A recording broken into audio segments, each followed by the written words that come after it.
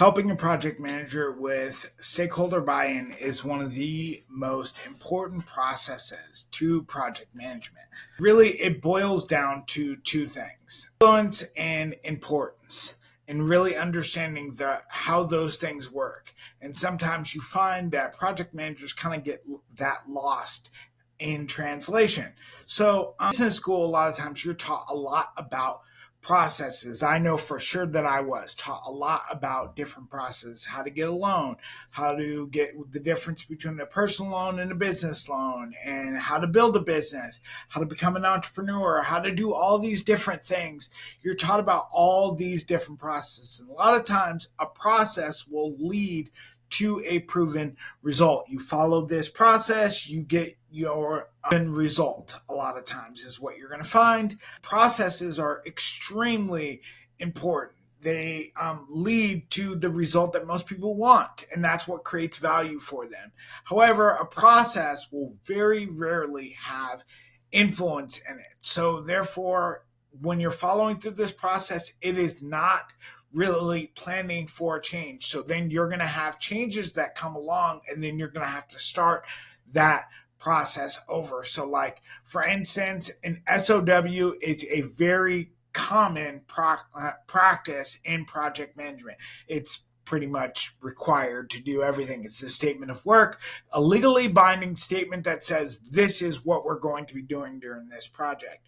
However, an MOU can be discreet, and also it can be out in the open. Everybody knows about the Memorandum of Understanding, and an Memorandum of Understanding is a non-legally binding document. However, it contains influence because the people that made that MOU are the ones that have the influence over the project.